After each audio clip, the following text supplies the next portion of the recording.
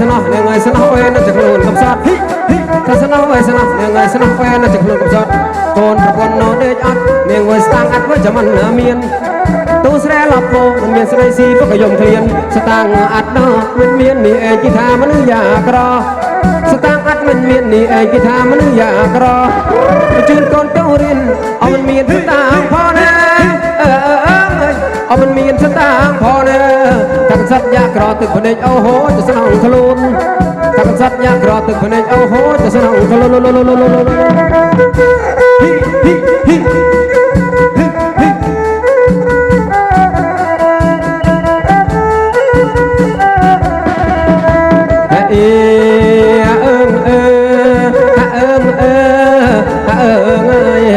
ถ้ามันอยู่มันชักเหมือนรถโมรับก็จะผลงานถ้ามันอยู่มันชักเหมือนรถโมรับก็จะผลงานปรนาเจ้าการผู้บ้านหนึ่งเบิกประมาณหนึ่งเปรมุนเส้นชั่วปัสตางหนึ่งอายุอ้อยประคนโกนปัสตางตะเกโมมุนหนึ่งวัยโจเรียนไม่จะพังสระปัสตางตะเกมุนหนึ่งวัยโจเรียนไม่จะพังสระพักตัวพักโบมันเจ็บพอพักเส้นเฮมันเจ็บพอพักเส้นเลยปัสตางละลิกบัญญังวัยกุตรูสดายกรอยปัสตางละลิกบัญญังวัยกุตรูสดายกร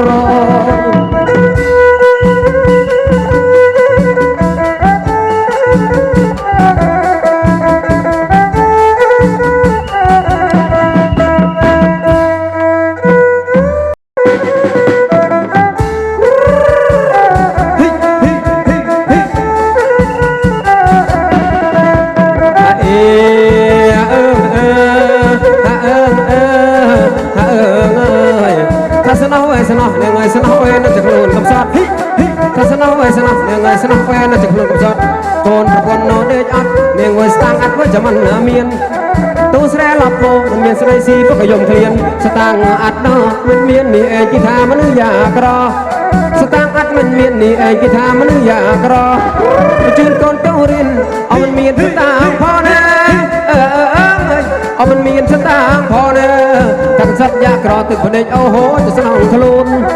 ทั้งสัตว์ยากรอตึกพเนจเอาโหจะสนองทะลุนฮิฮิฮิ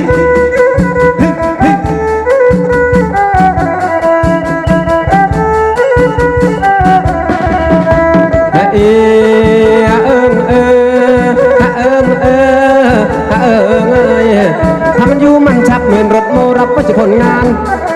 ถ้ามันอยู่มันชักเหมือนรถโมรับก็จะผลงานปรนาเจ้าการผู้บ้านหนึ่งเบิกประมาณหนึ่งเปรมุน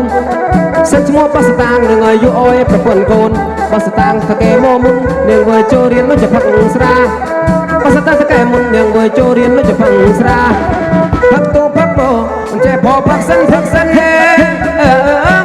มันเจ็บพอพักเส้นเลยปัสตางละลิกบัญญังวัยกุตรูสดายกรอยปัสตางละลิกบัญญังวัยกุตรูสดายกรอย